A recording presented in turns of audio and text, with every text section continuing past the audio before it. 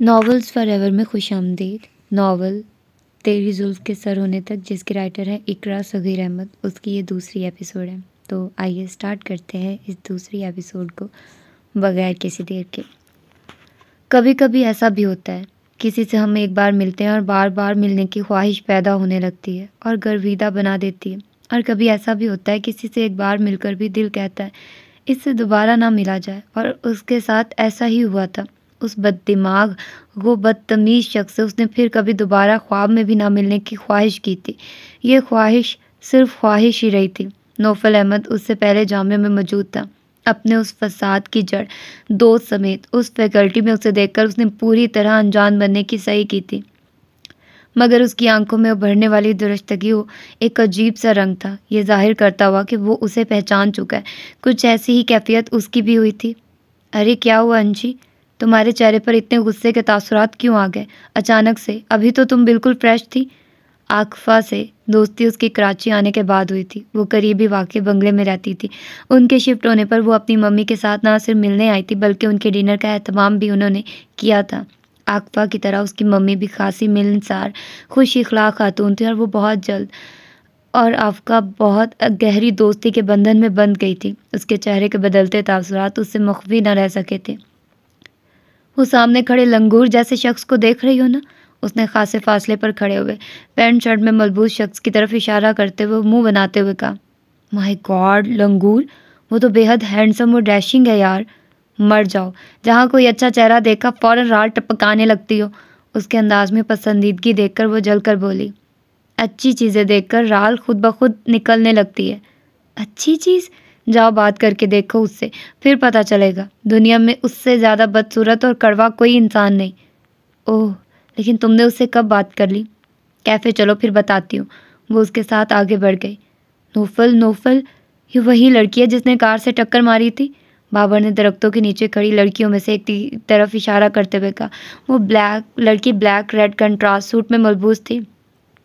वो वही लड़की है, तो फिर क्या करूँ मैं? वो बेनियाजी से बोला। यार, तुम अभी तक उससे खफा हो। माई फुट, मैं क्यों उससे खफा होऊंगा? तुम उसको पहचान कर भी अनजान बन रहे हो। हालांकि उसने जानबूझकर गाड़ी नहीं मारी थी, इसके बावजूद भी तुमने उसकी खूब दिल से बेइज्जती की थी। Shut up. तुम किस खुशी में उसकी हमदर्दी में बेकरार हो रहे हो? मुंह से घूरते हुए नागवार लहजे से गोया हुआ। मैं सोच रहा हूँ, जब हमको एक ही डिपार्टमेंट में पढ़ना है तो फिर जो कुछ हुआ उसे भुलाकर पुरसुकून माहौल में पढ़ना चाहिए। मुझे ऐसी किसी चीज़ से फ़र्क नहीं पड़ता। पड़ता है, बहुत फ़र्क पड़ता है। वो कुछ तवक्कुफ़ के बाद खामोश हुआ, फिर उसकी तरफ देखकर धीरे से बोला, तुम अगर मेरी एक बात मानो तो मामला हल हो सकता है। वो क्या? उसके तेवर बिगड़ने लगे थे। तुम्हारी तरफ से मैं उनसे एक्सक्यूज़ कर लेता हूँ। क्यों? तुम्हें हुआ क्या है? क्या तुम पागल हो गए हो? क्यों उस लड़की से माफ़ी मांगने के लिए मरे जा रहे हो? वही हुआ था जिसका डर था। वो गुस्से से सुर्ख होकर चीखा था। Cool down, cool down. वो घबराकर उसकी तरफ बढ़ा। वहाँ आते जाते स्टूडेंट्स उनकी तरफ मतवज्जो होने लगे थे। क्या कूल डाउन? तुम्हें मालूम है कितनी हल्की बात कर रहे हो? माफ़ी चाहता हूँ यार। उसकी समझ में नहीं आया कि क्या करे। उसकी नाराज़ी उसे बर्दाश्त नहीं होती थी और वो जानता था नौफल बेवजह नाराज़ी का इजहार करता भी नहीं है। वो मोहब्बत करने वाला शख्स था और उसने बिला वजह अमन का दाई बनने के चक्कर में अपने अजीज़ जान दोस्त को खफा कर दिया था। अब उसको मनाने तक चैन भी ना आना था। उस रात की तलखी के बाद ज़ैद और मुदस्सर साहब का सामना कम कम ही हुआ था, मगर उनके दरमियान कोई तल्ख कलामी नहीं हुई थी।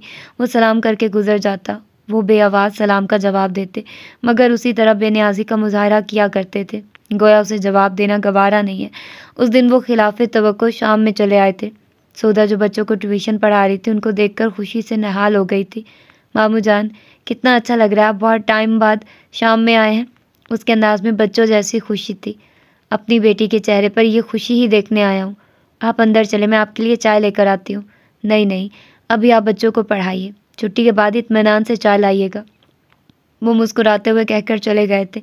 बच्चों की छुट्टी होने वाली थी। वो जल्दी जल्दी उनको होमवर्क करवा रही थी और अभी फारिग ही हुई थी कि बच्चों का ड्राइवर उनको लेने आ गया था। 2 लड़के 2 लड़कियाँ, जिनकी उम्रें 4 से 6 साल की थी। वो लॉन में आकर उनके बैग दे रही थी। उस लम्हे जैद की कार गेट से दाखिल हुई थी। एक उसकी आमद में मौका थी, फिर उसके आने का टाइम भी ना था। मुस्तज़ाद वो बहुत गौर से उसे बच्चों को बैग पुश्त पर पहनाते हुए देख रहा था। सौदा के समाहतों में दिल की सदाएं तेज आवाज में गूंज रही थी। जहद कार से बाहर निकला और सीने पर दोनों बाजू बांधे खामोशी से सौदा से हाथ मिलाकर जाते हुए बच्चों को देख रहा था जो गेट से बाहर खड़ी कार की सिमत जा रहे थे और ड्राइवर अंदर बैठा इंतजार कर रहा था और चंद मिनट बाद बच्चे कार में बैठकर जा चुके थे। उनके जाते ही सौदा ने भी वहां से जाने में ही आफियत समझी थी क्योंकि जैद ने कुछ कहा नहीं था और ना ही वहां से गया था। उसकी खामोशी, उसका वहां से ना जाना किसी खतरे की घंटी थी, किसी तूफान के आम का पेश खैमा था। उसने अभी एक कदम ही बढ़ाया था जब वो सामने आकर घर आया। कौन थे ये बच्चे और यहाँ क्या कर रहे थे? वो बच्चे ट्यूशन लेने आए थे। उसका दिल उछल कर हलक में आ गया था। कौन दे रहा है ट्यूशन? वो कुछ बोल ही ना सकी। मैं तुमसे पूछ रहा हूँ, जवाब दो। समझ तो वो गया था कि ट्यूशन कौन दे रहा, मगर मुजरिम अपने जुर्म का खुद एतराफ़ करे, मज़ा उसमें था। मैं वो मारे खौफ के बेरब्त हुई। तुम पढ़ाओगी बच्चों को? तुमने ये जुर्रत कैसे की? खामोशी बम की तरह ब्लास्ट हुई थी। ये मेरा घर है, तुमने हमें रुसवा करने की सही भी किस तरह की? वो गुस्से से पागल होने लगा था। मैं तुझको चाह के कैसे किसी की चाह करूं? तुझे निभा के क्यों कर कोई निभा करूं? तू जिंदगी ही नहीं मेरी बंदगी भी है, किसी को सोच के कैसे कोई गुनाह करूं? तुमने जुर्रत कैसे की ये काम करने की? जानती हो ये घर मेरा है, बाहर लोग पहचानते हैं हमें, मोहल्ले में बहुत इज्जत है, लोग देख रहे होंगे और यही सोच रहे होंगे कि हम तुम्हारा और पुप्पो का ख्याल नहीं रखते जो तुमको ये काम करने की ज़रूरत महसूस हुई। इज्जत वकार के मामले में वो बेहद क्रेजी था। शायद बाप की दूरी और माँ की हालत ने उसे कम उम्र में ही बेहद हसास व मोहतात बना दिया था। वो अपनी ज़ात, खुद से वाबस्ता लोगों और घर की तरफ उठने वाली कोई इंगश कतई बर्दाश्त नहीं कर सकता था और सौदा ने अनजाने में उसकी दुखती रग पर घाव लगाया था, बहुत गहरा, बहुत शदीद, बरखोरदार। ये क्या तुमने मेरा घर की रट लगाई हुई है? वो बुलंद आवाज़ में चीख रहा था। आवाज़ अंदर गई थी और वहाँ बैठे मुदस्सर, जुमर्द और सोफिया तक पहुँची थी। मुदस्सर के पीछे वो दोनों भी आ गई थी। मुदस्सर बरामदे से लॉन तक जाती 4 सीढ़ियाँ उतरते हुए बारोब अंदाज में जैद से मुखातिब हुए। ये घर सबका है। तुम इस खुशफहमी में कब से मुब्तला हो गए कि ये घर सिर्फ तुम्हारा है और हर काम यहाँ तुम्हारी इजाज़त से होगा? आपका ख्याल है ये घर मेरा नहीं? वो आहिस्तगी से बोला। अरे ये कैसी बातें शुरू कर दी हैं आप दोनों, अंदर चलें। जुमर ने खौफ से जर्द होती सौदा का हाथ थामते हुए उन दोनों की तरफ देखते हुए कहा, जबकि सोफिया खामोश खड़ी थी। हाँ, ये घर तुम्हारा नहीं है। मेरी ज़िंदगी में ये घर तुम्हारा हो भी नहीं सकता। इसकी बुनियादों में मेरे बाप दादा की खून पसीने की कमाई शामिल है। तुम्हें कोई हक नहीं इस घर का नाम लेकर सौदा पर रोब जमाने का, उससे डिग्रेड करने का। भाईजान छोड़िए, क्यों बीपी हाई करते हैं? सौदा की हमायत ना लिया करें। अगर वो सौदा खुश नसीब होती तो ना उसका बाप मरता और ना हमें यहाँ रहना पड़ता। मेरी बच्ची तो है ही बदकिस्मत। सोफिया अचानक ही रोती हुई अंदर चली गई थी। माहौल एकदम ही मुख्तर हो गया था। आई एम रियली सॉरी, मैं गलती पर था जो आज तक इस घर को अपना घर समझता रहा। वो संजीदगी से कहकर अंदर बढ़ गया। मुबारक हो हनी, आखिरकार आपने जामिया में एडमिशन ले ही लिया। अब फजूल एक्टिविटीज़ ख़त्म करके पढ़ाई में दिल लगाना। अम्मा को कोई शिकायत नहीं मिलनी चाहिए किसी भी झगड़े की। रोशन आरा ने मुबारकबाद के साथ साथ तनबीह भी की। ये क्या बात की आपने आप ही? मैं कोई झगड़ालू हूँ? बिल्कुल झगड़ालू हैं आप। अम्मा ने बताया है मुझे, आपने कुछ दिन कबल जो झगड़ा किया है। This is not good. अगर वो लड़का फायर कर देता फिर क्या होता? माय गॉड, अम्मा भी ना मालूम क्या शय है। मुझसे कह रही थी रोशन को नहीं बताना, वो सुनकर परेशान होंगी, और ख़ुद आपको सारा किस्सा सुना भी दिया। किस कदर अजीब बात है। वो होंठ भींच कर गोया हुई। वो तो उन्होंने ऐसे ही कह दिया था, वगरना अम्मा कोई बात मुझसे नहीं छुपाती। वो पुरएतमाद लहजे में बोली। पक्की बात है, अम्मा आपसे कुछ भी नहीं छुपाती? बिल्कुल पक्की बात है। आपको कोई शक है? शोक लहजे में उसे चिढ़ाते हुए गोया हुई। शक तो नहीं है, क्योंकि मैं जानती हूँ अम्मा आपसे भी बेहद मोहब्बत करती हैं, और जिनसे मोहब्बत की जाती है उनसे कुछ भी छुपाया नहीं जाता। फिर आपको ये भी मालूम होगा कि नवेरा कौन थी? उसने पूरे इश्तियाक लहजे में दरियाफ्त करना चाहा था, मगर दूसरी तरफ एकदम खामोशी छा गई थी। बिल्कुल ऐसे ही जैसे कह के एकदम ही आहों में बदल जाए, जैसे बहारों पर चुपके से खिजा छा जाए। हेलो आपी।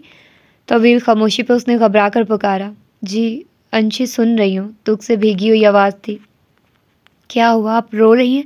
मैंने कोई गलत बात कह दी क्या? नहीं मेरी जान, ऐसी कोई बात नहीं। फिर आप रो क्यों रही हैं? आपने नाम ही कुछ ऐसा ले लिया है कि माजी घटा बनकर आंखों में उतर आया और अब ये यादों की बरसात होती रहेगी। उनकी आवाज़ घुटी घुटी सी थी। आई एम सॉरी आपी, मैंने आपको दुख दिया है। दरअसल मुझे पता नहीं था कि मैं आपको हर्ट कर रही हूँ। वो पेशमानी से गोया हुई। मैंने कहा ना ऐसा कुछ नहीं है, वो बस कभी कभी इमोशनल हो जाती हूँ। हाँ, आपको क्या पूछना है नवेरा के बारे में? कौन है नवेरा? मैंने अपनी लाइफ में पहली बार उनका नाम सुना है। नानू ने कभी भी पहले ये नाम नहीं लिया था। नवेरा? रोशन ने गहरी सांस ली और कुछ तवक्कुफ के बाद बोली, नवेरा अम्मा की सगी बेटी हैं। क्या? वो सख्त मुतही रह गई थी। लेकिन अम्मा ने ये बात क्यों छुपा रखी है? कुछ बातें ऐसी होती हैं जिनका छुपाए रखना ही बेहतर होता है। आप ही, मुझे तो फील होता है हमारी सारी ज़िंदगी राज़ों की पोटली में बंद है। हर दिन कोई ना कोई राज अफ़शा हो रहा होता है, मगर फिर ब्रेक के बाद वाला स्टॉप और फिर कुछ पता ही नहीं चलता है। हर राज के अफ़शा होने का एक वक्त मुकर्रर होता है, और अगर कोई काम वक्त से पहले कर दिया जाए तो फिर ऐसे मामले में इंसान पत्थर का हो जाता है। उफ, वही फिर उलझी हुई बात करने लगी हैं जो मुझे कतई पसंद नहीं। फिर आप भी अपने काम से काम ही रखिए। ये कैसे मुमकिन हो सकता है नवेरा आंटी के बारे में? अब जब तक मैं मुकम्मल तफसीलात मालूम ना कर लूँ मुझे सुकून किस तरह मिल सकता है? उसकी खोजी तबीयत की इसतरारी बेदारी हो चुकी थी। ओके, अब बायोडाटा अम्मा से ही मालूम करना, मेरे कान मत खाना। आपके कान खाए बगैर मेरा पेट कहाँ भरता है आपी? उसकी शरारत पर वो बेसाख्ता हंस दी, और कबल इसके कि वो मज़ीद कोई बात कुरेदने की सही करती, उसने इधर उधर की चंद बातों के बाद फ़ोन बंद कर दिया था। इंशरा वही मोबाइल रखकर तकियों के सहारे लेट गई। उसकी सोचों के समंदर में तगयानी सी आ चुकी थी। उसके रिश्ते भी बड़े टेढ़े मेढ़े से थे। नानों के कहने के मुताबिक उसके वालिदैन बचपन में उसे चंद माह की छोड़ कर गए थे। रोशन आरा उसकी बड़ी बहन है। फिर नवेरा की हकीकत क्यों सबसे छुपाई गई? लारे बेहद खुशगवार मूड में कार ड्राइव कर रहा था। फास्ट आवाज़ में म्यूज़िक चल रहा था और म्यूज़िक के साथ साथ खुद भी विस्लिंग कर रहा था। माँ उसकी निगाह फुटपाथ पर चलती दो औरतों पर पड़ी थी। औरत अधेड़ उम्र और खासी बीमार दिखाई दे रही थी, जबकि उसके साथ जो लड़की थी वो खूबसूरत और स्मार्ट थी। लारेब की निगाहें उस लड़की के चेहरे पर चिपक कर रह गई थी, और ये उसकी निगाहों की तपिश ही थी जो लड़की ने भी उसकी तरफ देखा था। लम्हे भर निगाहों का तसादुम हुआ था। लड़की ने घबराकर निगाहें झुका ली थी और लारेब का दिल फिर दिल लगी के लिए आमादा हो गया था। एक्सक्यूज़ मी मैम, क्या मैं आपकी कुछ मदद कर सकता हूँ? वो कार की स्पीड कम करता हुआ उनके करीब आकर गोया हुआ। जी नहीं, शुक्रिया, वो लड़की पीछे हटते हुए बोली। आप परेशान ना हो, मैं आपको ड्रॉप कर दूंगा जहाँ को जाना है।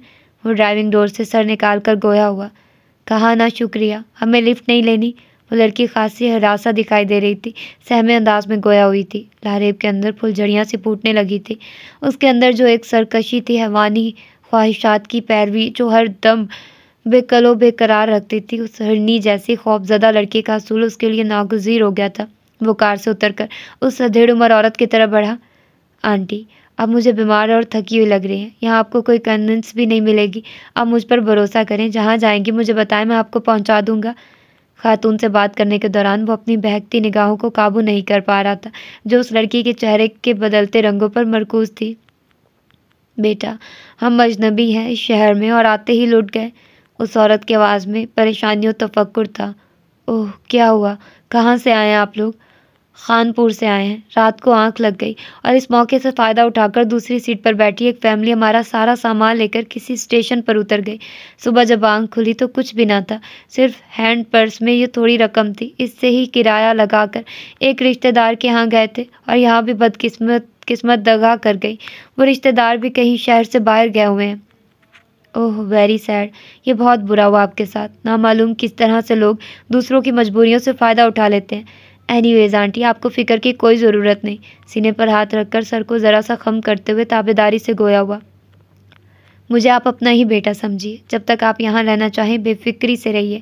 आप लोग मेरी मेहमान हैं, किसी टेंशन की ज़रूरत नहीं। अरे, ये किस तरह हो सकता है? हम किस तरह आपके मेहमान बन सकते हैं? पहली बार लड़की ने ताज्जुब खेज़ मुस्कुराहट के साथ कहा। जिस तरह से भी आप चाहें, मैं मेहमान बनाने को तैयार हूँ।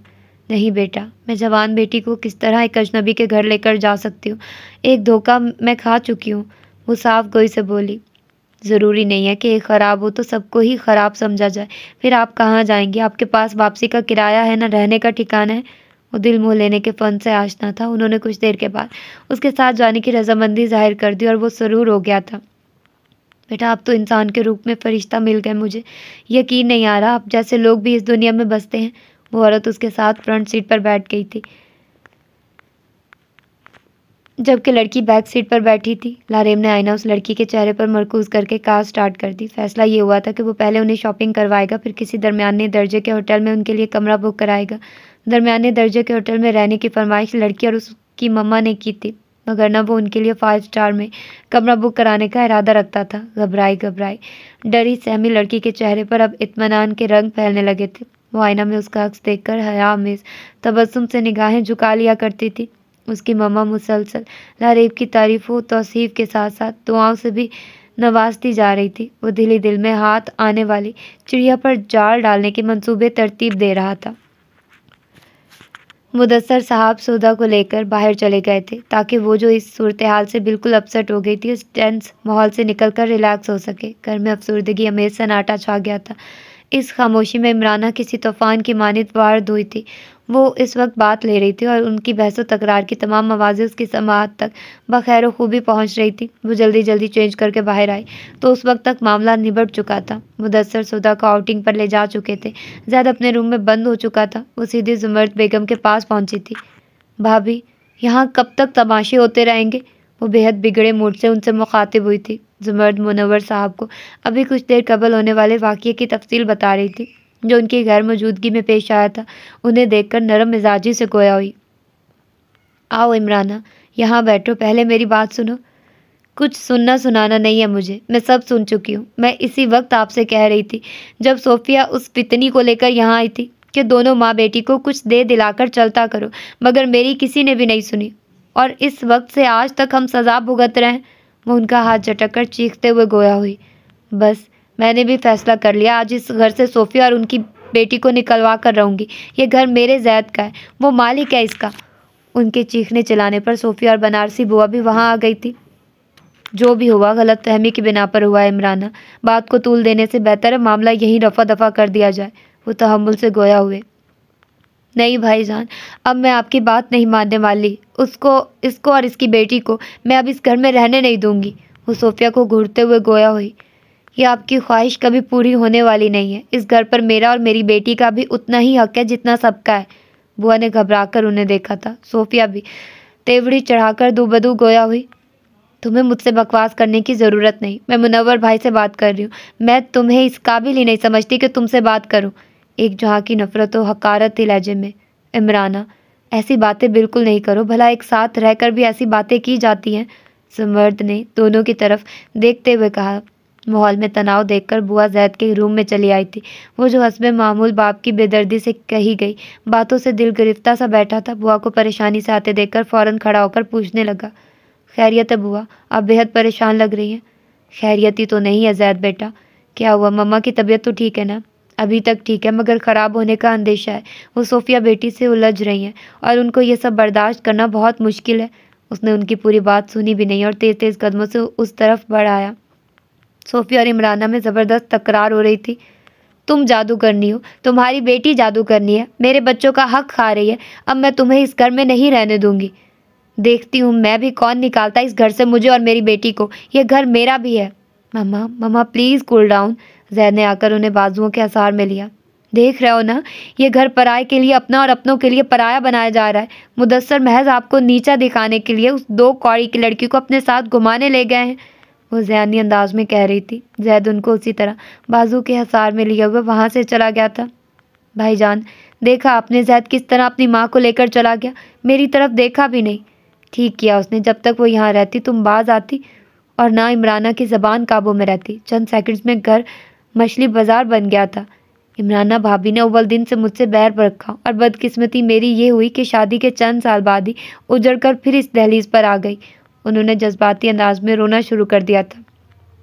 क्यों बार बार किस्मत को कोसने बैठ जाती हो? सोफिया, जो होना था वो हो गया। उनके आंसू मुनव्वर और जुमर्द को बेकल करने लगे थे। साहब और बेगम साहिबा ने हज़ारों रिश्तों में से आरिफ बेटे का रिश्ता चुना था। आहा, क्या पता था वो कम उम्र लिखवा कर लाए हैं। बनारसी बुआ भी दुपट्टे के पल्लू से आंखें साफ करती हुई बोली। चलो मुंह हाथ धो, सौदा के आने से पहले अपना मूड दुरुस्त करो। हाँ बिल्कुल ठीक कह रही हैं बहू बेगम। अगर सुधा बिटिया ने तुम्हें रोते हुए देख लिया तो वो खुद भी रोने बैठ जाएंगी। बहुत हसास दिल है उनका और अभी वो खुद भी पूरी तरह से नहीं संभली होंगी। ये सब मेरी गलती है। मुझे जैद को बताना चाहिए था कि वो मेरे दोस्त के बेटों के बच्चे हैं और मेरे कहने पर ही सुधा उन्हें पढ़ा रही है। मुनव्वर को भी मामूली सी बात का इतना बढ़ जाने का अफसोस था। एक बात तो सच है, इमराना बहू और जैद बेटा सुधा की ज़रा सी गलती माफ़ नहीं करते, बल्कि मुझे लगता है जैद तो सुधा की गलतियों पर ही निगाह रखते हैं कि गलती ना भी हो वो सज़ा देने को तैयार रहते हैं। बुआ बस अब ख़त्म भी करो, जलती पर तेल डालने की सही अच्छी नहीं। सुमर्द ने उन्हें तनबीह की। गर्मा गर्म नाश्ता तैयार है मामा। नौफल लवाजमात से भरी ट्रे सेंटर टेबल पर रखते हुए गोया हुआ। अरे बेटा आपने क्यों तैयार किया नाश्ता? मुझसे कहा होता मैं पका देती। इतने ढेर मुलाजमीन की घर में मौजूदगी किस लिए है? जरका बेगम ने हैरानी भरे लहजे में कहा। मामा नौकरों पर मुनहसिर करने वाला बंदा नहीं हूँ मैं। आप तो मेरे लिए कुछ ना कुछ पकाती रहती हैं। आज मेरे हाथ से तैयार किया नाश्ता टेस्ट करके देखिए कैसा पका है। बगैर टेस्ट किए बता सकती हूँ बेहतरीन नाश्ता होगा, क्योंकि ये मेरे बेटे ने पकाया। मेरा बेटा कोई चीज़ बदजायका नहीं पका सकता। उनके शफकत भरे अंदाज में बेहद एतमाद और मोहब्बत थी। नौफल के संजीदा चेहरे पर लम्हे भर मुस्कुराहट उभर कर गायब हो गई थी। क्लासेस शुरू हो गई हैं क्या आपकी? उन्होंने हाफ फ्राइड अंडे पर काली मिर्च छिड़कते हुए इस्तफार किया। अभी क्लासेस शुरू नहीं हुई हैं, एडमिशन ओपन है। एक अरसा हो गया आप तनवीर भाई की तरफ नहीं गए। कुछ दिन पहले वो आए थे, बहुत याद कर रहे थे। आप टाइम निकाल कर कुछ दिन के लिए चले जाइए, वहाँ खुश हो जाएंगे वो। कुछ दिनों के लिए? वो बॉयल अंडा कांटे में फंसा कर बोला। कुछ दिनों के लिए। एक दिन सफ़र में ही कट जाएगा। मैं जानता हूँ मामा, मुझे वहाँ जाते हुए बहुत अजीब सा फील होता है। मेरे दिलो दिमाग नामालूम एहसासात में जकड़ जाते हैं। न जाने ऐसा क्यों फील होता है। वो उलझा उलझा सा बोला था। अरे ऐसा क्यों फील कर रहे हैं आप बेटा? वो आपके मामू का घर है, बहुत वीआईपी प्रोटोकॉल देते हैं वो लोग आपको। फिर उस घर में आपकी मम्मा की यादें हैं। रुकैया ने उस घर में ही जन्म लिया था। उस औरत का नाम ना लिया करे मामा प्लीज़। एक अजियतनाक जुनून उसके वजीह चेहरे पर सुर्खी बनकर उभरा था। सॉरी बेटा, आपके लिए वो औरत नहीं माँ है, और माँ सिर्फ माँ होती है। वो नरमी से गोया हुई। माँ उसे कुदरत ने बनाया और वो माँ बनकर भी माँ न बन सकी, एक औरत ही रही, नाजायज़ ख्वाहिशों के पीछे भागने वाली कमतर औरत। वो गोया शोलों में घिर गया था। जरका को एहसास हुआ वो गलत टाइम पर कुछ ज़्यादा ही जज्बातियत का शिकार हो गई थी। वो हशाश बशाश मूड में उनके पास आया था और वो बेध्यानी में उस टॉपिक पर बात करने लगी जो उसके लिए सबसे ज़्यादा नापसंदीदा दाव नाकाबिले बर्दाश्त था। मेरी माँ आप हैं और सिर्फ आप हैं। आपके अलावा मुझे किसी दूसरी माँ की ज़रूरत नहीं। आई नो मेरी जान। बहुत मोहब्बत से उसे सीने से लगाया। मेरी ममता को भी आपके रूप में करार मिला है। फिर आप क्यों उस औरत को मेरी माँ कहती हैं?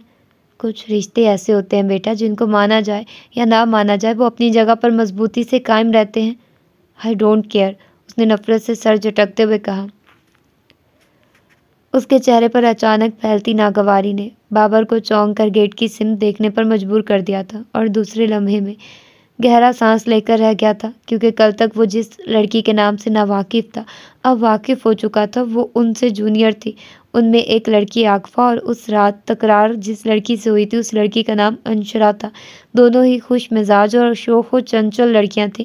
वो वहाँ दाखिल हुई और उनसे फासले पर मौजूद टेबल पर बैठ गई थी। बाबर की निगाहें भी पलट आई थी। ये तुम्हारा मूड क्यों ऑफ हो गया? अभी तो फ्रेश था। कुछ नहीं, चलो लाइब्रेरी चलते हैं। अभी तो तुम्हारा कॉफ़ी पीने का मूड था और ऑर्डर भी कर दिया। ऑर्डर कर दिया तो क्या हुआ? कॉफ़ी किसी और को सर्व हो जाएगी। जब ऑर्डर किया तो पी कर ही जाएंगे। ओके फिर तुम पियो, मैं जा रहा हूँ, उसने उठते हुए कहा तो तेज़ी से बाबर ने उसका बाजू पकड़ कर बिठा लिया। इस तरह अचानक जाने का मकसद क्या है यार? कहीं तुम उस लड़की की वजह से तो नहीं जा रहे हो? मैंने देखा है तुम्हारा मूड उसके आते ही ऑफ हो गया है। क्या तुम उसे भूल नहीं सकते? आई मीन इस एक्सीडेंट को जो गलती से हो गया था। नामुमकिन। मैं दो किस्म के लोगों को कतई नहीं भूलता, एक वो जो बहुत अच्छे होते हैं और एक वो जो बहुत बुरे होते हैं, और वो लड़की बहुत ही बुरे और नापसंदीदा तरीन लोगों में शामिल है। उसके संजीदा लहजे में आंच थी। समझ नहीं आती है वैसे, तुम तो बहुत सखी मेहरबान और मिलनसार बंदे हो, लेकिन जहाँ गर्ल्स की बात आती है वहाँ तुम बिल्कुल पत्थर बन जाते हो। मेरी फिक्र मत करो, इस मामले में मुझे पत्थर ही रहने दो। उसके लहजे में सख्त खुरदरापन दराया था। लो ये गर्मा गर्म कॉफ़ी पियो और बर्गर खाओ। वेटर कॉफ़ी और बर्गर की प्लेट उनके आगे रख गया तो वो गोया हुआ। मैं सिर्फ कॉफ़ी पीऊँगा। यार चिकन बर्गर में बड़ा क्लासिक टेस्ट है, खाकर देखो। तुम खाओ, तुम्हें ज़्यादा ज़रूरत है। आई मीन तुम्हें भूख लग रही है, तुम मेरा बर्गर भी बासानी खा सकते हो। उसने फ़ौरन तस्दी की। बिल्कुल ठीक कह रहे हो, दोनों बर्गर मैं खा लूँगा। खाओ, लेकिन बर्गर मेरा दिमाग नहीं, उसने कहते हुए कॉफ़ी का मग होंठों से लगाया। इस दौरान वहाँ आने जाने वाले तुलबा से हेलो हाय भी जारी थी, क्योंकि उस मुख्तसर से अरसे में वहाँ कई लड़कों से दोस्ती हो चुकी थी। बाबर बड़ी मुस्तैदी से बर्गर से इंसाफ कर रहा था, साथ साथ बातें भी हो रही थी। बाबर की निगाहें गाहे बगाए गैर इरादी तौर पर उस टेबल की तरफ उठ रही थी जहाँ वो दोनों बैठी इर्द गिर्द से बेनियाज बातों में मसरूफ़ थी, जबकि नौफल ने एक निगाह भी उस तरफ डालना गवारा ना की थी। एक अजीब सा खिंचाव और बुग्ज़ सा उसके रवैये में दर आया था। वहाँ नौफल के सेलफोन पर अजनबी नंबर से कोई मैसेज आया था, जिसको पढ़कर उसके चेहरे पर परेशानी छा गई थी। वो कॉफ़ी छोड़कर उठ गया था। खैरियत है ना? किसका मैसेज है? बाबर ने फिक्रमंदी से पूछा। खैरियत है सब, मैं जा रहा हूँ, पीरियड अटेंड नहीं करूँगा, वो कहता हुआ चला गया। वो उसकी आंखों में उतरने वाली टेंशन देख चुका था। इसरार इसलिए न कर सका कि जानता था जो बात वो बताना ना चाहे वो बात कोई उससे किसी तरह भी पूछ नहीं सकता था, और उसके भी कुछ असूल थे। अंशरा अकबा से खफा हो रही थी। चाय, समोसे और सैंडविच ठंडे हो रहे थे। उन दोनों की बहस और तकरार में हुआ यूँ था कि दो लड़के यूनिवर्सिटी आते हुए काफ़ी दिनों से उनका पीछा कर रहे थे। शुरू में पीछा कर रहे थे। 2-3 दिनों से उनकी डिमांड उनसे फ्रेंडशिप करने की थी। वो दोनों सीरियस ना लेकर इग्नोर करती रही, लेकिन आज तो हद ही हो गई थी। उनमें से एक लड़के ने आकफा का हाथ पकड़ने की सही की तो अंशरा ने उन दोनों के थप्पड़ों और मुक्कों से मिजाज ठिकाने लगा दिए थे। वो दोनों तो उस वक्त चले गए थे, मगर साथ ही उनको ख़तरनाक नताइज की सख्त धमकियाँ भी दे गए थे, और उसने उन धमकियों को हवा में उड़ा दिया था, जबकि आकफा सख्त खौफजदा हो रही थी उन धमकियों से। प्लीज़ मान जाओ यार, पुलिस में कंप्लेन करने दो, वो लड़के बड़े बदमाश लग रहे हैं, वो अपनी मार का बदला ज़रूर लेंगे। आकफा ने फिर उसकी मिन्नत की। कुछ नहीं होगा, मैं कह रही हूँ, जो मार उन्होंने खाई है वो उनको सारी ज़िंदगी याद रहेगी। वो अब वापस आने वाले नहीं हैं। प्लीज़ मेरा सर खाने के बजाय समोसे खाओ। वो सदा की बेपरवाह और बेफिक्र थी। आकफा की परेशानी उस पर ज़रा असरअंदाज न हुई थी। समोसे पर केचप डालकर खाती हुई मज़े से गोया हुई। वो लोग मुझे गड़बड़ टाइप के लग रहे हैं, वो बदला लिए बगैर नहीं छोड़ेंगे। हमें आज ही पुलिस में रिपोर्ट करनी होगी। तुम जानती हो, पुलिस से राब्ता करने का मतलब है सबको खबर होना, और अगर बात घर तक पहुंच गई तो समझो अमेरिका में रोशन आपी तक भी पहुंच जाएगी। फिर वो खामोश होकर समोसा खाने लगी। फिर क्या होगा? चुप क्यों हो गई हो? फिर ये होगा कि रोशन आपी, जो पहले ही हमारे यहाँ रहने के सख्त खिलाफ है, फ़ौरन से पेशतर हमें यहाँ से भगाकर दम लेंगी, और ये होगा कि इस बार नानो भी हमारा साथ नहीं देंगी। लेकिन रोशन आपी को कौन बताएगा? बाले भाई ऐसे काम बड़े शौक से करते हैं। तौबा, तुम उनको बाले भाई क्यों कहती हो? इतनी क्यूट तो हैं बाली आपा, तुमने ख्वामखा उनका नाम बिगाड़ा हुआ है। मेरा कोई भाई नहीं है, उनको भाई कहना मुझे अच्छा लगता है। नौफल वहाँ से गुजरा था, उनको मुकम्मल नज़रअंदाज करता हुआ। उस शख्स को देखकर मेरा हलक तक कड़वा हो जाता है, बिल्कुल करेले जैसा आदमी है। वो दूर जाते नौफल की पोछ देखते हुए बोली, ये तुम ज्यादती कर रही हो, बहुत स्वीट पर्सन है। एनीवे, ये दूसरी बात है कि हमारे करीब से भी गुजरना पसंद नहीं करते, गोया हम छूत के मर्ज में मुब्तला हो और उनको बीमारी लग जाने का अंदेशा हो। लारेब ने सारा दिन माँ बेटी के साथ गुजारा था।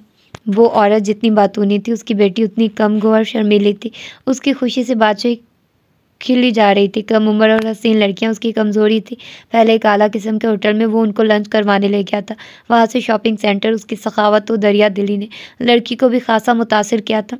वो उसकी मुस्कुराहट का जवाब मुस्कुराहट से देने लगी थी। कई मकाम पर उसने उसकी माँ से निगाह चुराकर उसका हाथ थामा था।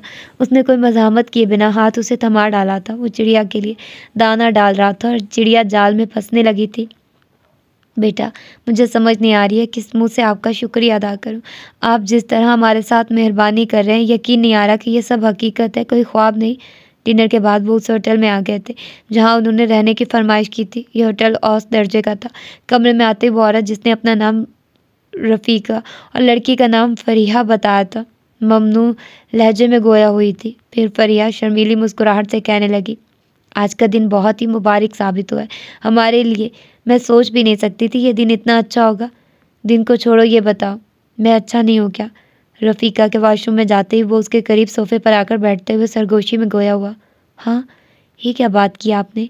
आप तो बहुत बहुत अच्छे हैं, सबसे अच्छे हैं। झूठ बोल रही हैं आप। वो उसको दूर होते देखकर खफकी से गोया हुआ। रियली, कसम से आप बहुत अच्छे हैं, बहुत ही अच्छे। उसको संजीदा होते देखकर वो हरासा हुई। एक बात मैं भी बताऊं? उसका हाथ अपने हाथ में जकड़ते हुए कहा। फरिया ने उसकी तरफ देखा मगर फ़ौरन ही निगाहें झुका दी थी। बहुत शर्रबार आंखें थी, दहकती हुई, जलाती हुई। इस दुनिया की तुम पहली लड़की हो जिसने एक नज़र में ही मेरे दिल पर कब्जा कर लिया। तुम्हें देखकर मुझे लगा जैसे मैं तुम्हें सदियों से जानता हूँ। तुम वही हो जो मेरे ख्वाबों में आती हो। वो उसका हाथ थामे ख्वाबनाक लहजे में कह रहा था और फरिया गुमसुम हो गई थी। उसकी इस कैफियत को नोट करके वो कहने लगा, क्या हुआ? क्या मेरा बेतकल्फ़ी से तुम पुकारना बुरा लगा? नहीं, ऐसी तो कोई बात नहीं। फिर क्या मेरा पसंदीदगी का इजहार पसंद नहीं आया? नहीं नहीं, ऐसा कुछ नहीं है।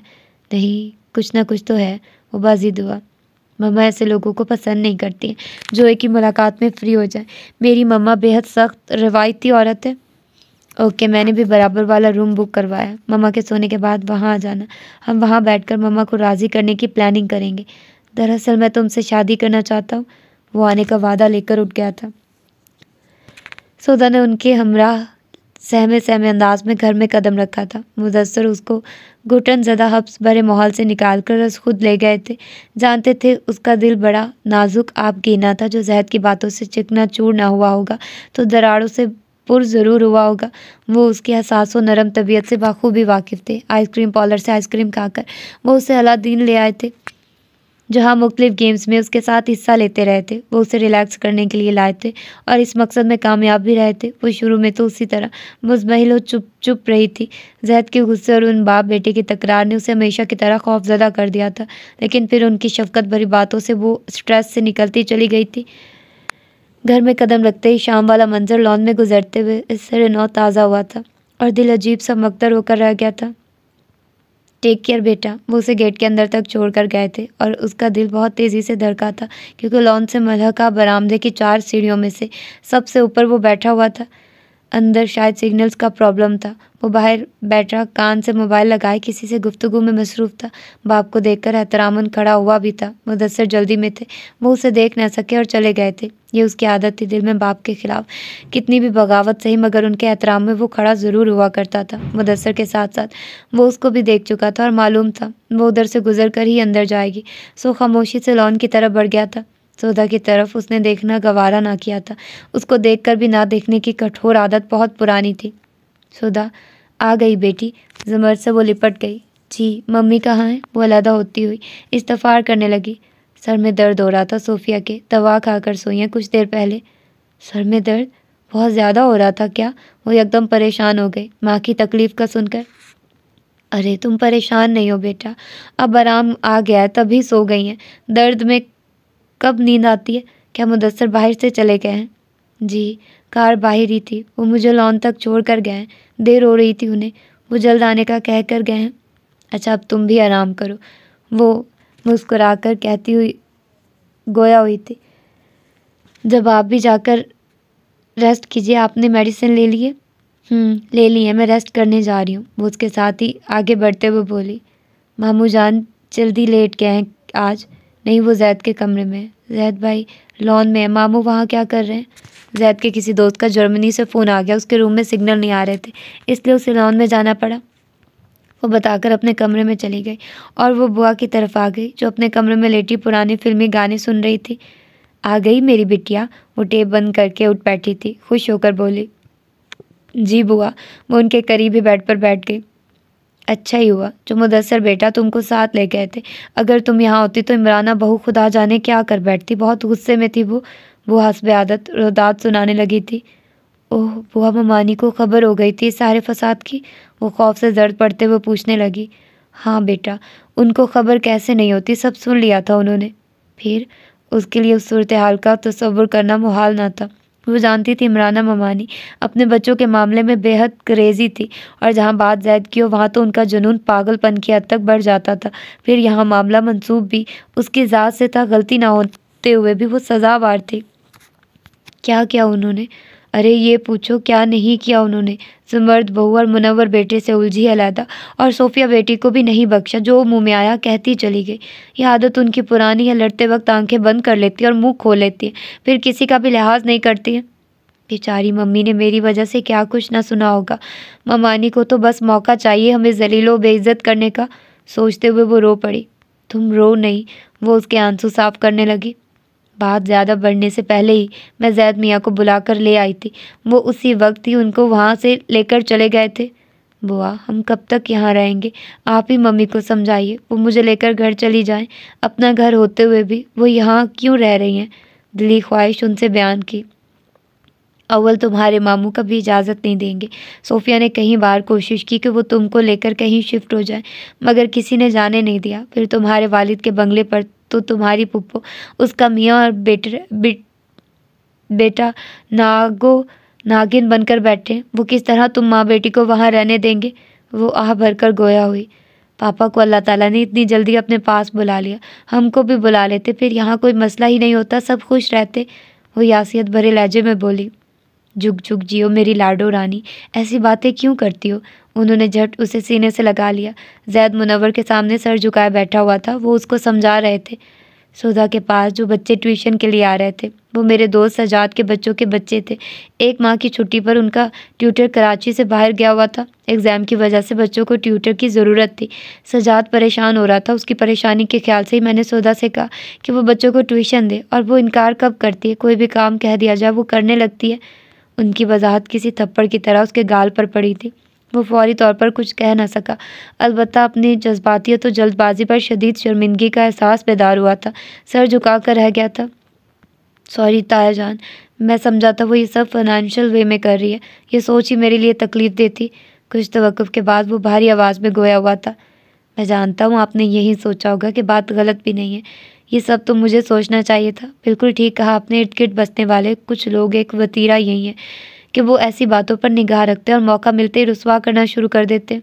उनको एहसास हुआ था कि वो उम्र में उनसे कहीं गुना छोटा होने के बावजूद किस कदर मामला फ़हम व वुसअत सोच का हामिल था। अब मुझे कोई एतराज़ नहीं होगा उसकी ट्यूशन देने पर। जो बच्चों का लास्ट डे था, कल से उनका ट्यूटर वापस आ जाएगा। ओह, खजालत की अमीर गहराइयों में वो एक बार फिर डूबा था। वफा परस्त नहीं, जो वफा शुआर नहीं, वो शख्स क्या जिसे इंसानियत से प्यार नहीं। फरेब खाए हैं दुनिया में इस कदर मैंने, तेरा तो क्या, मुझे अपना भी एतबार नहीं। नौफल ने ड्राइव करते हुए बराबर बैठे लारेब की तरफ देखा था, जिसके चेहरे पर खराशों और चोटों के निशानात थे। वो सीट की बैग से सर लगाए नढाल अंदाज में बैठा हुआ था। एक आंख भी सूजी थी। साली हरामजादियों ने खूब कपड़े की तरह धुलाई की है। बदन का कोई हिस्सा ऐसा नहीं है जहाँ दर्द ना हो रहा हो। उसको अपनी जानिब देखते पाकर वो कराहते हुए गोया हुआ। पूछोगे नहीं ये कैसे हुआ और क्यों हुआ? उसको खामोश देखकर वो हैरानी से बोला। पूछने की क्या ज़रूरत है? मालूम है मुझे तुम्हारी ये हालत किसी पार्टी की वजह से ही हुई होगी। तुम्हें इंतहा के शौक़ भी हैं ऐसे थ्रिल्स के, लेकिन फील होता है इस बार पार्टी तुम पर बाजी ले गई है। उसके लहजे में सर्जनिश नागवारी थी। लारेब की इस हालत ने उसे ज़रा भी मुतासिर नहीं किया था। कैफ़े में आने वाले मैसेज में लारेब ने मदद करने के साथ साथ होटल का नाम और एड्रेस टाइप किया था। वो सीधा वहाँ पहुँचा था। होटल मज़ाफ़ात में था और इस मैार का हरगिज़ ना था जिसमें लारेब जैसी हाई क्लास से ताल्लुक़ रखने वाला बंदा रिहाइश करता। लेकिन लारेब की नेचर को वो जानता था कि वो अपनी ख्वाहिशों की तकमील की खातिर गटर में उतरने से भी दुरेक करने वाला इंसान ना था। होटल का मैनेजर उसका वेट कर रहा था। वो उसे लेकर सीधा कमरे में आया जहाँ लारेब उसका मुंतज़िर था। नौफल को देखते वो मैनेजर से बोला, मैं तुम्हारा होटल सेल करवा दूंगा। कैसी सिक्योरिटी है यहाँ की? 2 औरतें मेरा सारा कीमती सामान लेकर फ़रार हो गई और किसी ने देखा भी नहीं। वो मैनेजर का गिरबान पकड़कर चीखने लगा था। सर आपने कहा था वो लड़की आपकी वाइफ और औरत साथ है। हम कैसे उन पर शक कर सकते थे? लेकिन मैं फिर भी आपसे माफ़ी मांगता हूँ। प्लीज़ सर माफ़ कर दे। नौफल ने उसकी गिरफ्त से मैनेजर का गिरबान छुड़वाया था। मैनेजर खासा घबराया हुआ परेशान था, हाथ जोड़कर आजिज़ी से गोया हुआ। सारी रात रस्सियों से बंधा पड़ा रहा हूँ, किसी वेटर ने भी आकर नहीं देखा। मैं इस होटल की ईंट से ईंट बजा दूंगा। सर ऐसे ना करें, आपने ही तो दरवाजे के बाहर डोंट डिस्टर्ब की स्लेट लगाई थी। वो तो इत्तेफाक से वेटर के गिरने से दरवाज़ा खुला तो मालूम हुआ वो लॉक नहीं था और आप रस्सियों में जकड़े हुए थे। मालूम होते ही हमने आपकी खिदमत में कोई कमी नहीं छोड़ी थी। मैनेजर काफ़ी देर से ही उसके अताब का शिकार बना हुआ था और खौफज़दा भी था, क्योंकि उसकी शख्सियत और रवैये से लग रहा था वो किसी ताकतवर फैमिली से ताल्लुक़ रखता है। फिर नौफल को देखकर उसके गुमान पर यकीन की मोहर लग गई थी और उसे होटल की साख और अपनी नौकरी जाती दिखाई दे रही थी। अभी पता चल जाएगा तुम्हें मेरा ताल्लुक़ किस ख़ानदान से है। स्टॉप इट लारेब, अब ख़त्म भी करो। उसकी मदाखलत पर वो चुप हुआ और खामोशी से मामला रफा दफा करने पर मैनेजर उसका बहुत ममनून और मशकूर था। लड़ेब उसका मूड ऑफ होता देखकर झगड़ा भूलकर उसके साथ चला आया। होटल से खासा फासला तय करने के बाद उसने ही गुफ्तगू में पहल की थी। भाई फेस वो चालाक मासियाँ बड़ी शरीफ व नेक दिखाई दे रही थी और वो फरिया लग रहा था बहुत शाय है, निगाहें उठाकर बात ही नहीं करती थी और उसकी मोटी मम्मा के मुंह से फूल झड़ते थे। मेरी तारीफें करती थकती नहीं थी, सब फ्रॉड थी साली। शिकार हाथ से निकल गया था। गमो गुस्से से उसका बुरा हाल था। वो दोहरे सदमे से दो चार इसलिए हुआ था कि उसने धोखा खाया था। ना सिर्फ वो उसके हाथ आई थी बल्कि शर्मिंदगी भी। हस्बे वादा फरिया रात को उसके रूम में आई थी और बातों के दौरान उसने पर्स से परफ्यूम की बोतल निकालकर स्प्रे किया था। ये सब इतना अचानक हुआ था कि वो खुद को संभाल ना पाया था और चकरा कर गिर गया था। लेकिन ये बेहोशी ज़्यादा देर कायम न रह सकी थी। उसकी आंख खुली तो वहाँ अजीब मंजर था। फरिया उसकी कोट की जेबों से वॉलेट और दीगर सामान निकालने में मसरूफ थी। उसे होश में आते देखकर वो दोनों चौकन्ना हुई थी। उसने फरिया का हाथ पकड़ लिया था। फ्रॉड, मेरे साथ फ्रॉड कर रही हो तुम लोग? अरे इस कमबख्त को बड़ी जल्दी होश आ गया, तुमने स्प्रे कम किया है। वो उसकी रस्ट वॉच खोलते हुए तेज लहजे में बोली। मैं छोड़ूंगा नहीं तुम्हें, अभी बताता हूँ। उसने गुस्से से कहते हुए उठने की सही की, लेकिन दूसरे ही लम्हे फरिया ने उसके चेहरे पर नाखूनों से हमला कर दिया था और वो अभी अपना बचाव भी ना कर पाया था कि फरिया की मम्मी ने स्टोन की ऐश ट्रे उसके सर पर मारी थी। फिर वो मज़ाहमत ना कर पाया था। जब दोबारा होश में आया तो खुद को रस्सियों में जकड़ा पाया था। फिर वेटर की मदद से रस्सियों से आज़ाद हुआ तो मालूम हुआ वो दोनों फरार हो चुके हैं और जाते जाते उसका वॉलेट, गोल्ड की चेन और रेस्ट वॉच के अलावा उसका मोबाइल भी ले गई थी। अपने जाल में सयाज खुद ही फंस गया था। मुझे तुम्हारी समाक्तों से भरी स्टोरी से कोई दिलचस्पी नहीं। फिक्र सिर्फ यह है कि घर में सबको क्या बताओगे। तुम्हारा मुंह किसी को दिखाने के काबिल कहाँ रहा है। लहजा इस्तज़ाइया था। आई डोंट माइंड, उड़ा लो जितना मजाक उड़ाना चाहो। मुश्किल वक्त में तुम ही काम आते हो मेरे। अब तुम ही बताओ क्या करना है। इस वक्त मुझे मम्मी की सख्त ज़रूरत महसूस हो रही। इतनी तकलीफ में सिर्फ माँ ही दर्द समझ सकती है। अगर पेन इतना नहीं होता तो मैं एक हफ्ता के लिए आउट ऑफ सिटी चला जाता, मगर तुम ये सब छोड़ क्यों नहीं देते? वो संजीदगी से बोला। ये भी कोई छोड़ने की चीज़ है यार। तुम शादी क्यों नहीं कर लेते? मेरे ख्याल में तुम्हें शादी कर लेनी चाहिए। इन अहमकाना हरकतों से तो बचोगे। शादी और मैं, नो नेवर। एक ही चेहरा सारी ज़िंदगी बर्दाश्त नहीं कर सकता मेरे भाई। मैं शादी के लिए पैदा नहीं हुआ हूँ। नौफल ने सर झटक कर कार की स्पीड बढ़ा दी थी। यार इतने अरसे बाद हमारी मुलाकात हुई है, क्या तुम बाहर से ही मुझे टरखा दोगे? कुछ चाय पानी का नहीं पूछोगे? मोमी ने उसे कार की सिमत बढ़ते देखकर बेतकल्फी से कहा। अब ऐसा बेमुरवत भी नहीं हूँ। मेहमान नवाजी के लिए ही होटल लेकर जा रहा हूँ तुम्हें। वो मुस्कुरा कर गोया हुआ। होटल क्यों लेकर जा रहे हो? अभी तो कह रहे थे चाय पानी का भी नहीं पूछा। लेकिन मैं होटल से खा खा कर बेजार हो चुका हूँ। मैं घर की पकी हुई चाय पीना चाहता हूँ, किसी होटल जाने का मूड नहीं। उसने कतई अंदाज में होटल जाने से इनकार कर दिया था और वो उसे बाहर टरखाने का इसलिए कर रहा था कि अंदर सिर्फ सौदा थी। मम्मा और मायदा खाला के यहाँ गई हुई थी और सोफिया, जुमर्द, बुआ, मुनव्वर साहब के अमरा किसी अजीज़ की अयादत के लिए गए हुए थे। क्या हुआ, कोई प्रॉब्लम है? बड़ी लंबी सोच में गुम हो गए हो। मोमिन उसकी रग रग से वाकिफ था। कोई प्रॉब्लम नहीं, आओ चलो। वो उसे लेकर लॉन से आगे बढ़ गया था। मोमिन को अपने रूम में बिठाकर वो नीचे आया तो सुधा लाउंज में बैठी नोट्स बना रही थी। वो अपने काम में इस कदर मुनहमिक थी कि उसके आमद को भी महसूस न कर सकी। वो भी वहीं रुक गया था। पिंक वाइट कॉटन के एम्ब्रॉयडरी सूट में उसकी हल्की गुलाबी रंगत नुमाया थी। स्याह रेशमी बालों की मोटी लिटें बाएं शाने से नीचे लटक रही थी। इर्द गिर्द गोया रोशनी का हाला सा फैला हुआ था। एक नामानूस सी कशिश थी। वो पहली बार बेखुद सा उसे देख रहा था। ये मुखड़ा, ये रंग रूप, ये जो बन की महकती बहार तुम्हारे लिए नई तो नहीं है। इससे कहीं ज़्यादा खूबसूरत तो दिलकश लड़कियों से तुमने दोस्ती नहीं की, मगर तुम्हारी अलैक स्लैक रही है। तालीमी मराहिल तय करते हुए हज़ारों नाजनीनों और महजबीनों से तुमने दामन बचाया। ये हुस्न, ये बांकपन तुम्हारे लिए बिल्कुल भी नया नहीं है। फिर तुम इसे देखकर क्यों शौक ड्रैग गए? नहीं नहीं, ये मुझे क्या हो रहा है? मैं इस लड़की के लिए सोच रहा हूँ। ये वो लड़की है जिसको मैं ख्वाब में भी देखना पसंद नहीं करता। ये लड़की वो दीवार है जो बाप और बेटे के दरमियान हाइल है। ये मेरा भी नहीं, मायदा का भी हक मारे हुए है। इसकी रसाई मेरी सोचों तक भी मुमकिन नहीं हो सकती। नफरत की तंदो तेज़ लहर ने वक्ती तौर पर उभर कर आने वाले जज्बे को नेस्तो नाबूद कर दिया था। उसके चेहरे पर वही सर्द मोहरी छाई हुई थी जो अमूमन उसे देखकर चेहरे पर अज खुद दर आती थी। ये उसकी सर्द मोहर निगाहों की ही तपिश थी जो इर्द गिर्द से बेनियाज पढ़ाई में गुमशुदा को तपिश का एहसास दिला गई थी। आप?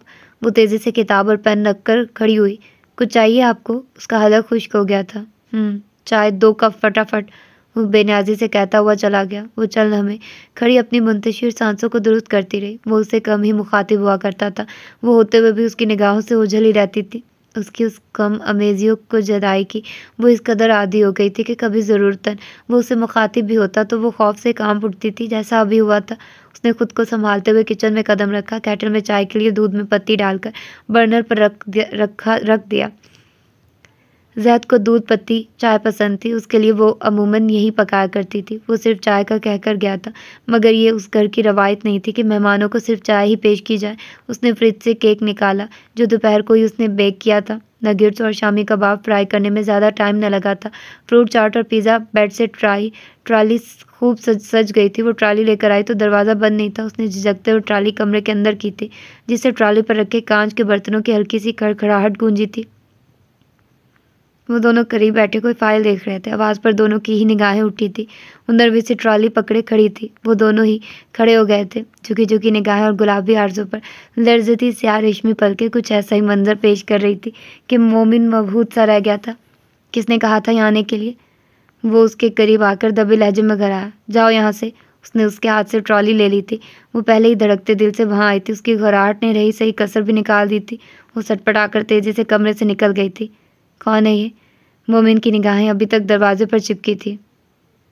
कज़न है। ज़ैद को उसकी निगाहों के ज़ाविये ज़रा ना भाए। तुम्हारी कज़न। वो सर पर हाथ रखकर ज़हन पर जोर देने लगा, फिर याद आने पर हैरानी से गोया हुआ। अच्छा तुम्हारी कज़न सोफिया पुप्पो की बेटी सुधा थी ना वो? माय गुडनेस, कितनी प्रीटी हो गई है सुधा। बचपन में तो। बात करते करते उसे उसकी खामोशी का एहसास हुआ तो वो चुप हो गया। सॉरी यार, शायद कुछ ज़्यादा ही बोल गया हूँ। वो हनूस खामोश था। इंशरा उन लड़कों की धमकियों को ज़रा भी संजीदगी से नहीं ले रही थी। वो बहुत ज़्यादा पुरएतमाद और निडर तबीयत की मालिक थी। बड़ी से बड़ी बातों को खातिर में न लाती थी, जबकि आकफा की जान सूली पर लटकी हुई थी, क्योंकि वो उन लड़कों के चेहरों से टपकती खबासत से सख्त खौफज़दा थी। वो लड़के मुसलसल उनके पीछे आ रहे थे और उनमें तकरार हो रही थी। तुम क्या समझती हो ये सब यूं ही हो रहा है? वो लोग ऐसे ही हमारे पीछे आ रहे हैं। आकफा प्री पीरियड में उससे मुखातिब हुई थी। कुछ लोगों की खसलत कुत्तों की तरह होती है।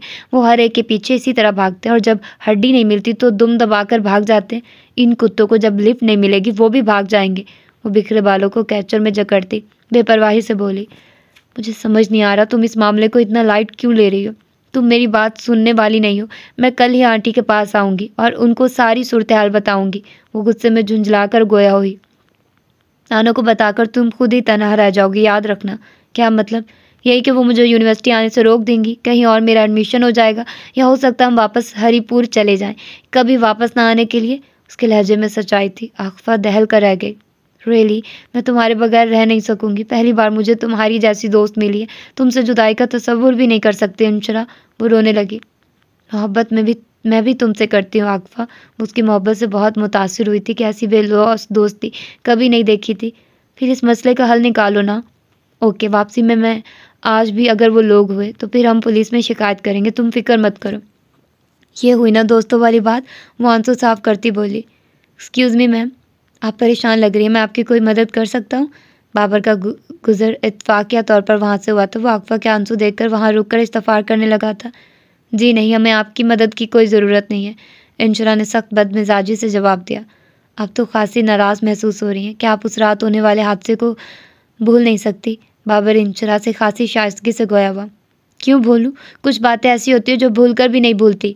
वो अनूस इसी लहजे में बोली। मैम, आप ही अपनी फ्रेंड्स को समझाइए। आपको भी उन्होंने वो तमाम वाक़या बता दिया होगा जो हमारे दरमियान वजह तनाज़े साबित हुआ है, और अब इत्तफाक से हम एक दरसगाह में पढ़ रहे हैं तो हमें बाहमी तनाज़ुआत भुलाकर साथ चलना होगा। नरमी से कह रहा था। इंशरा फाइलो पर्स लेकर आगे बढ़ गई थी। यही बातें आप अपने दोस्त को भी समझा सकते हैं। अंशी से गलती हुई थी तो ज़्यादती उन्होंने भी कम नहीं की। आप उनको समझाइए, वो उसको सॉरी कह दे, मामला सॉल्व हो जाएगा। वगरना मैं जानती हूँ वो पहल कभी नहीं करेगी। वो आगे जाते इंशरा को देखकर मध्यम लहजे में जल्दी जल्दी कह रही थी। प्रॉब्लम यही है, नौफल भी कभी पहल नहीं करेगा। फिर आप अपने काम से काम रखें। वो पर संभालती खफगी से गोया हुई। ये भी मुमकिन नहीं है। बेसाख्ता जुमला अदा हुआ। क्यों मुमकिन नहीं है? वो सख्त हैरान हुई। क्यों मुमकिन नहीं है? उसने अजीब अंदाज में जुमला दोहराया और फिर लंबे लंबे डग भरता चला गया। वाह, अजीब पागल आदमी है। वो बुड़बुड़ाती हुई आगे बढ़ गई थी। जामिया से वापसी पर ग्रे कार ने उनका पीछा नहीं किया था। वो दोनों ही मुसलसल इधर उधर देखती हुई आई थी। देखा, मैंने कहा था ना, कुत्तों को हड्डी ना मिले तो वो पीछा छोड़ देते हैं। भाग गए वो लोग भी नए शिकार के पीछे। वो कार ड्राइव करती आकफा से गोया हुई। मुझे यकीन नहीं आ रहा कि वो लोग हमारा पीछा छोड़ चुके हैं। आकफा के लहजे में अभी भी बेअतबारी और खौफ था। अब यकीन न आने की क्या बात है? मुझे लग रहा है ये उनकी कोई चाल ना हो। हद होती है वहमो शक की भी। अब वो हमसे चाल चलकर क्या करेंगे? पहले वो हमारे पीछे ये सोच कर आए थे कि हम भी आजकल की उन बेवकूफ़ लड़कियों की तरह उनकी बातों में आ जाएंगे, मगर जवाब में जब उनको थप्पड़ और लातें मिली तो वो डराने धमकाने की नीयत से हमें फॉलो करते रहे और हम डरे नहीं तो वो दुम दबाकर भाग गए। ऐसे लोग ऐसा ही करते हैं जब उनकी दाल नहीं गलती तो।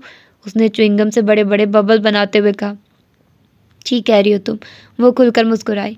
मौसम एकदम बदल गया था। माहौल में खनकी और हवा में ठंडक बढ़ गई थी। रात खाने के बाद वो मामा के साथ अकबी लॉन में वॉक कर रहा था। साथ ही वो बातें भी करते जा रहे थे। मामा कुछ देर में ही थक गई थी।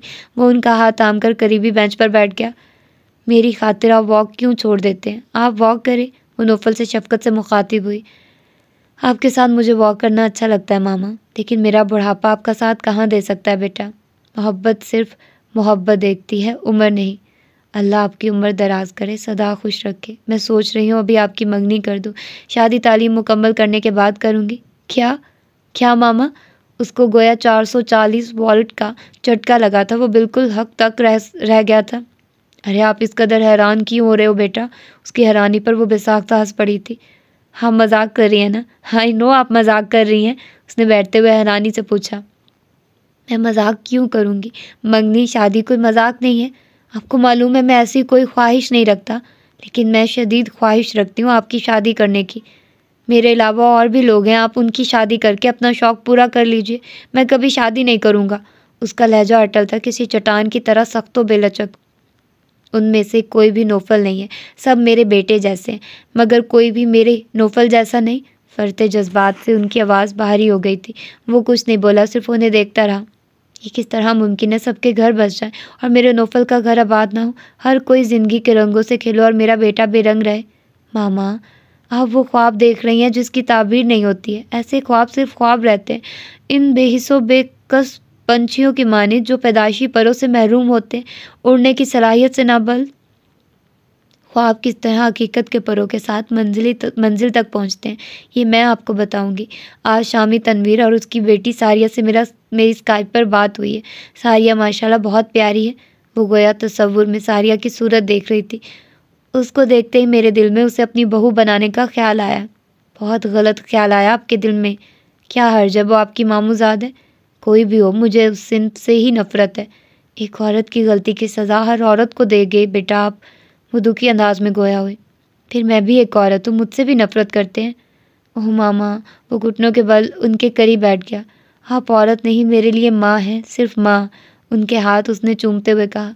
आप मुझसे जान मांगे देने को तैयार हूँ, मगर आइंदा प्लीज़ ऐसी बात मत कीजिएगा जो मुझे आपको छोड़कर जाने पर मजबूर कर दे। उसका लहजा पथरीला था। नौफल, मुझे छोड़कर चले जाओगे? जी, हमेशा के लिए इस दुनिया को छोड़कर। वो कहकर रुका नहीं था, सीधा चला गया। आह, ये क्या कह डाला नौफल। माँ का दिल ही खींच लिया सीने से। वो बुरी तरह आपदीदा हो गई थी। बेबी डार्लिंग, आकफा की मम्मा की कॉल आई थी। वो यूनिवर्सिटी के लिए तैयार हो रही थी। माँ बाली ने वहाँ आकर कहा। क्या कह रही थी आंटी? वो बालों में ब्रश करती हुई बोली। कह रही थी आकफा को बुखार हो गया, वो आज जामे नहीं जाएंगी। अच्छा, हल्का हल्का बुखार कल भी हो रहा था उसको। आकफा नहीं जा रही, तुम भी नहीं जाओ, आज छुट्टी कर लो। क्यों छुट्टी कर लूँ? उसने परफ्यूम स्प्रे करते हुए कहा। शॉपिंग पर चलेंगे। तुमने जब से यूनिवर्सिटी जाना शुरू किया तब से मैं घर में कैद होकर रह गई हूँ। सॉरी, मेरी आज इम्पोर्टेंट क्लास है। आकफा नहीं जा रही तो मुझे ज़रूर जाना होगा। वो सन ग्लासेस और दीगर सामान लेकर कमरे से निकल गए। तुमने अच्छा यूनिवर्सिटी जाना शुरू किया, मैं ख्वार होकर रह गई हूँ। तूने खुद तो कुछ पढ़ा नहीं है, अब इसको भी जाहिल बनने की तरगीब दे रही है, निकम्मी कहीं की। डाइनिंग टेबल पर बैठी जहाँ आरा ने कहा। आंटी, मैं जाहिल हरगिज़ नहीं हूँ, उर्दू अंग्रेज़ी सब पढ़नी आती है और हिसाब तो फर करती हूँ। बाली ने बुरा मानते हुए कहा। डिग्री तो नहीं है ना तेरे पास? जहानत कभी डिग्री की मरहूने मिन्नत नहीं होती। हाँ हाँ जानती हूँ, बड़ी अलामा है तू। नानो, मैं जा रही हूँ, वो शूज़ पहन कर बोली। नाश्ता करके जाओ। वो उसकी तरफ मतवज्जे हुई। बिल्कुल भी भूख नहीं है। सुबह ही सुबह खाली पेट हरगिज जाने नहीं दूंगी। कसम से बिल्कुल दिल नहीं चाह रहा, फिर बाहर से कैब भी लेने में टाइम लगेगा। आकफा यूनिवर्सिटी नहीं जा रही आज। अरे कितने लोगों से कह रखा है कोई अच्छा ड्राइवर मिले तो बता दे, और अभी तक किसी ने भी नहीं बताया। अब मुझे इजाज़त दे दे, मैं खुद ड्राइव कर सकती हूँ। आंटी ऐसी गलती भूल कर भी ना कीजिएगा। बाली ने फौरन ही कानों को हाथ लगाते हुए कहा। भाले भाई, उसने उसे गुस्से से घूरा। भाली को आंखें मत दिखाओ, बिल्कुल ठीक कह रही है वो। चलो ये ऑरेंज जूस पीकर जाओ। ना मालूम कैंटीन का बदमज़ा खाना क्यों अच्छा लगता है। उन्होंने उसे ज़बरदस्ती जूस पिलाया और खुद जाकर उसे कैब तक छोड़ कर आई थी। सैफ़ी, तुझे यकीन है वो इसी रास्ते से गुजरेगी? ऊंची झाड़ियों के पीछे छुपे लंबे बालों वाले लड़के ने दूसरे से पूछा। वो 3 लड़के थे जो वहाँ छुपे थे और जामे के अंदर जाने वाली सड़क को वो देख रहे थे। ऑफ कोर्स, वो रोज़ यहाँ से ही गुजरती हैं, आज भी यहाँ से ही गुजरेंगी। तीसरे लड़के का लहजा पुरयकीन था। मैं कहता हूँ अभी भी वक्त है, सोच लो। वो लंबी नाजुक सी लड़की बहुत ख़तरनाक है, आसानी से हाथ आने वाली नहीं है। दूसरे लड़के ने कहा तो वो दोनों हंसकर गोया हुए। मुश्किल से हाथ आने वाला शिकार ही तो शिकार का मज़ा देता है। तुम्हें हंसी आ रही है और मुझे खौफ। देखना अभी वो टार्जन टाइप की लड़की जब तुम्हारे सामने पड़ी होगी तो तुम्हारा खौफ कहाँ भागता है। वो लड़की तुम्हारे हाथ नहीं आएगी, बहुत तेज़ है वो। इस वक्त तक वो आ जाती, अभी तक आई क्यों नहीं। सैफ़ी रियाज की बात अनसुनी करके गोया हुआ। शायद वो लोग ना आए आज यूनिवर्सिटी। इस तरह तो हमारी सारी प्लानिंग फेल हो जाएगी। रफ़ीक का रहा, हमने उनको फॉलो किया है। वो छुट्टी करने वाली स्टूडेंट्स नहीं है। हो सकता है आज उनको हमारे मंसूबे की खबर हो गई हो। तुमने खबर की है उनको? सैफ़ी इस्तज़ाई अंदाज में बोला। तुम गधे ही रहोगे हर हाल में रियाज। इस दौरान वहाँ येलो कैब आकर रुकी थी और उसमें से निकलने वाले वजूद को देखकर वो चौंके थे, फिर मस्तदी से खड़े हो गए थे। अरे लो, वो आ गई, मगर आज येलो कैब में आई है, वो भी तन्हा है, दूसरी लड़की साथ नहीं है। सैफ़ी ने कहा। दूसरी लड़की की हमको ज़रूरत भी नहीं थी। अंशरा पर्स और किताबें संभाल कर कैब से निकल आई थी। नानो कैब वालों को किराया पहले ही अदा कर चुकी थी। वो खरामा खरामा चलती हुई गेट की जानिब बढ़ रही थी। मौसम अबर आलूदा खनक हवाएं चल रही थी। वो गेट से बहुत दूर थी। इर्द गिर्द सन्नाटा था। चंद तलबा गेट से करीब जाते दिखाई दे रहे थे। पहली बार उसे अपनी तन्हाई से खौफ आया था। वो तेज़ तेज़ चलने लगी। वहाँ वो दोनों लड़के तीसरे लड़के के हमरा झाड़ियों से नमूदार हुए थे। आदाब अर्ज़ है, लंबे बालों वाला लड़का आगे आकर बोला। रास्ता छोड़ो मेरा। वो रास्ता रोक कर खड़े थे। हम रास्ता छोड़ने वाले नहीं हैं, बेहतर यही है चुपचाप हमारे साथ चलो। वो तीसरा शख्स घबरा कर बोला। क्या बकवास कर रहे हो, मैं तुम्हारे साथ नहीं जाऊंगी, उसने चीख कर कहा। तभी उस लंबे बालों वाले लड़के ने आगे बढ़कर उसके रुखसार पर जोरदार थप्पड़ मारा। चीखो मत, तुमको हमारे साथ जाना होगा। फिर अपने साथियों से बोला कि वो कार लेकर आए, कोई भी इधर आ सकता है। वो दोनों वहाँ से भागकर कार लेने गए और उसने मुंह पर हाथ रख के खड़ी इंशरा का हाथ पकड़कर खींचना शुरू कर दिया था। उसके रुखसार पर पड़ने वाला थप्पड़ बहुत ताकत से पड़ा था। तकलीफ के मारे उसकी आंखों के आगे अंधेरा छा गया था। पर्स और किताबें गिर गई थी। वो उसे बाजू से पकड़े ले जा रहे थे। चल लम्हे उसको हवास बहाल करने में लगे और हवास दुरुस्त होते उसने आंखें खोलकर उस लड़के को देखा और दूसरे लम्हे जोरदार लात उसके पेट में मारी थी। लड़के के लिए ये गैर मुतवक्के था। लात खाकर वो बेइख्तियार नीचे गिर गया था। इंशरा ने ठोकर मारनी चाहिए तो उसने टांग पकड़कर उसे गिरा दिया था। वो चीखती हुई मुंह के बल गिरी थी। उस असना में उसके साथी कार ले आए थे और फुर्ती से इंशरा को कार में डाला था और कार लम्हों में हवा हो गई थी।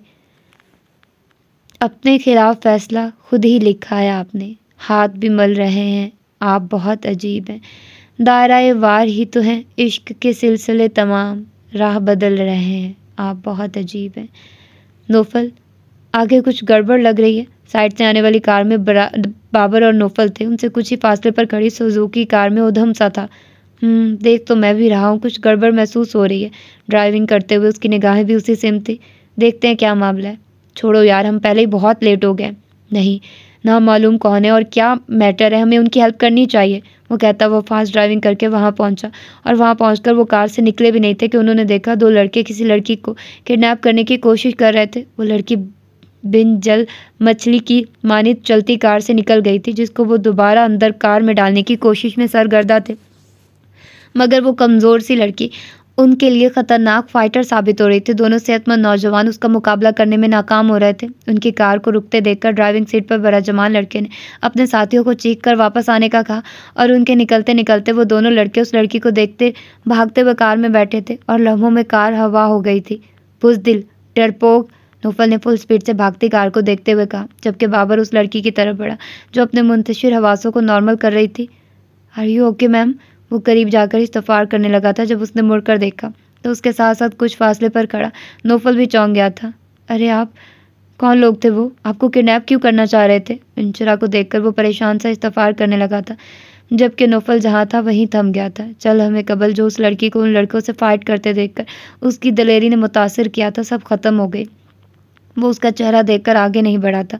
उनके दरमियान जो एक सर्द मोहरे की दीवार कायम थी वो तवील होती जा रही थी, और यही वजह थी कि उसकी दलेरी और पुरएतमादी से मुतासिर होने के बावजूद सपाट चेहरा लिए वहीं खड़ा रहा। मैं नहीं जानती वो लोग कौन थे और क्यों किडनैप करना चाहते थे। उसने बाबर के पीछे खड़े नौफल को देखा। उसके अंदाज में वहीं अखड़पन और बेनियाजी दूर से ही नुमाया थी। देखकर भी ना देखने का अंदाज, जानकर भी ना जानने की सर्द मोहरी मुकाबिल को एहसास शर्मिंदगी से दो चार कर देती थी। वो उस वक्त इस हालत में उसका सामना करने से भी गुरेज पाती कि उसकी दस्त दराजी से बचने के लिए उसने सख्त मेहनत की थी, और यही वजह थी कि वो कोई नाजेबा हरकत न कर सके थे। लेकिन इस दौरान चोटें लगने से उसकी नाक और होंठ घायल होने के बाइस हल्का हल्का खून रसने लगा था। अब तो खासी जख्मी हो गई हैं, चले पहले आपको अस्पताल ले चलते हैं, फिर इन लोगों का भी पता लगाएंगे कौन थे वो। बाबर के लहजे में हमदर्दी और फिक्रमंदी दराई थी। नो थैंक्स, मुझे आपकी मदद की कतई ज़रूरत नहीं है। प्लीज़ मिस अंशरा, ये नाराज़गी का वक्त नहीं है, आपके ज़ख्मों से खून रस रहा है। वो उसका सख्त लहजा नज़रअंदाज करके गया हुआ। मैंने कहा ना मुझे आपकी मदद नहीं चाहिए, समझे आप? उसने कहा और आगे कदम बढ़ा दिए थे। उसका अंदाज हतक अमेज था। कम ऑन बाबर, किसी पत्थर से सर फोड़ने की ज़रूरत नहीं है। अभी जो कुछ हुआ है वो ऐसी ही गर्ल्स के साथ होता है जो ओवर कॉन्फिडेंट और ओवर स्मार्ट होती हैं। उसके खुरदरे अंदाज से नौफल को भी हतक का एहसास हुआ था। वो नागवार लहजे में कहता हुआ आगे बढ़ गया था। आप जा सकते हैं। बाबर को गोमगो की हालत में खड़ा देखकर उसने कहा, फिर तेज तेज चलती हुई गेट की तरफ बढ़ गई थी। तुम अगर कुछ देर के लिए अपनी ज़बान बंद कर लेते तो क्या नुकसान हो जाना था? बाबर अब नौफल से मुखातिब हुआ। मैंने क्या किया है? तुम उसको माफ़ क्यों नहीं कर देते हो? कुछ लोग माफ़ करने के काबिल नहीं होते, काबिल इस्लाह ज़रूर होते हैं। इस्लाह कर दो। I don't care. मैंने कभी ऐसे लोगों से हमदर्दी महसूस नहीं की। तो ये थी इसकी सेकंड एपिसोड। होपफुली कि आप लोगों को पसंद आई होगी। अब देखते हैं कि आगे क्या होता है और आगे हमें क्या और देखने को मिलता है। तो अपना ढेर सारा ख्याल रखिएगा, मुझे दुआ में याद रखिएगा। अल्लाह हाफिज़।